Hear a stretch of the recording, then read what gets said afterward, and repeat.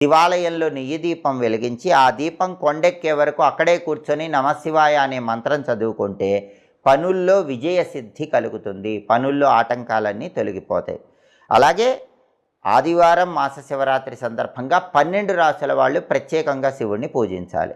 మేషరాశి వాళ్ళు శివుడికి చెరకు రసంతో అభిషేకం చేసి తేనె నైవేద్యం సమర్పించాలి. వృషభ రాశి వాళ్ళు ఆవు పాలతో శివాభిషేకం చేసి పాయసం నైవేద్యంగా సమర్పించాలి. మిథున రాశి వాళ్ళు బిల్వ జలాలతో శివుడికి అభిషేకం చేసి ఆ తర్వాత పేదలకు అన్నదానం చేయాలి.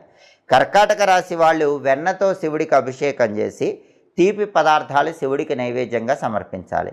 సింహరాశి వాళ్ళు బెల్లం కలిపిన నీళ్లతో శివుడికి అభిషేకం చేసి గోధుమ రవ్వ ప్రసాదాన్ని శివుడికి నివేదించాలి, దాన్ని ప్రసాదంగా స్వీకరించాలి. అంటే గోధుమ రవ్వతో చేసినటువంటి పాయసం కానీ ఏదైనా పదార్థాలు కానీ శివుడికి నివేదించి వాటిని ప్రసాదంగా స్వీకరించాలి.